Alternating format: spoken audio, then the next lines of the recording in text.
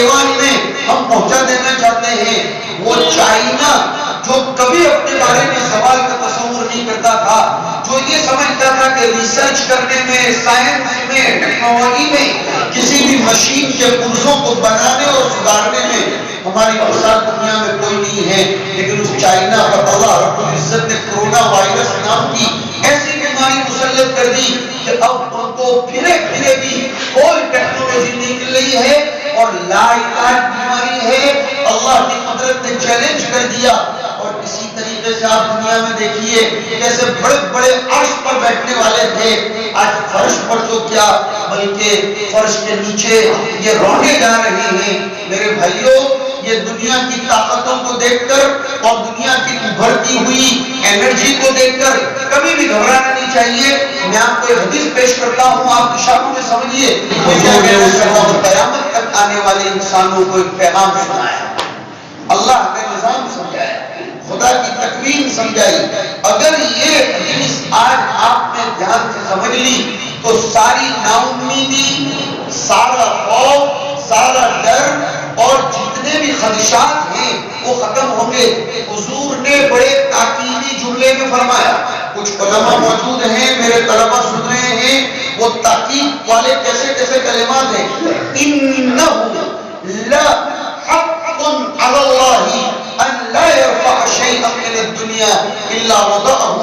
خدا نے اپنے ذمے یہ طے کر رکھا ہے، الفاظ سنو، اللہ نے اپنے ذمے یہ طے کر رکھا ہے، اللہ نے یہ قانون بنا دیا ہے کہ دنیا میں وہ جس چیز کو بھی اٹھاتا ہے بہت جلدی اس کو گراتا بھی۔ یہ خدا کا نظام ہے۔ مسلمان اور وہ ناامید ہو یا اور وہ ایسے جملے بولے کہ ہندوستان کا مستقبل تاریخ نظر آ رہا ہے، اب کیا ہوگا، اب ہم داؤ پر لگے ہیں، نعوذ باللہ ثم نعوذ باللہ۔ اللہ نے ایسے ہی موقع پر ہماری امیدیں بڑھانے کے لیے اور ناامیدی ختم کرنے کے لیے ایک پیغام دیا، لا تیأسوا من روح اللہ، اللہ کی رحمت سے کبھی مایوس مت ہونا، انہ لا یأس من روح اللہ الا القوم الکافرون۔ میرے مسلمان بھائیوں، یہ ہماری امتحان کی گھڑیاں ہیں، اس میں ہمارے استقامت علی الدین کو آزمایا جا رہا ہے کہ بغیر قربانیوں کے تو حضرت اسماعیل علیہ السلام بھی اس مقام پر نہیں پہنچے، بغیر قربانیوں کے حضرت خلیل بھی اس قربانیوں کے بغیر نہیں پہنچے۔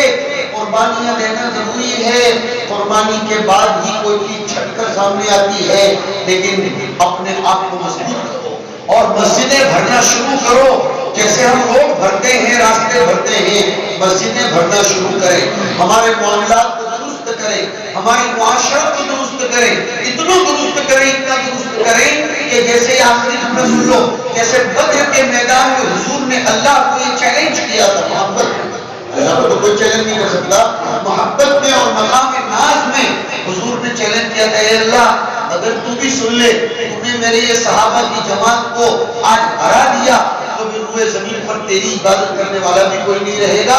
تو ایسے پکے مسلمان بن جاؤ، ایسے پکے مسلمان بن جاؤ کہ ہمارے بزرگان دین رات کے اندھیریوں میں اٹھ کر یہ کہنے لگے، اے اللہ اگر تو نے NRC کے بہانے سے ہندوستان کے مسلمانوں کو ملک کے باہر کروا دیا تو پھر ہندوستان کی زمین پر تیری عبادت کرنے والا بھی کوئی نہیں رہے گا۔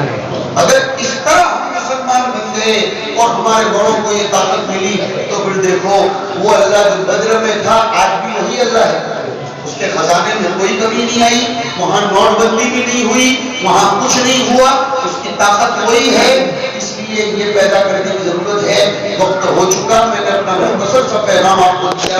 اللہ رب العزت ہم سب کو اپنے ایمان کا احساس دلائے اور اس احساس کو لے کر ہماری گمشدہ متاع گرامایا کی قدر کرنے کی توفیق نصیب فرمائے۔ وآخر دعوانا الحمدللہ رب العالمین۔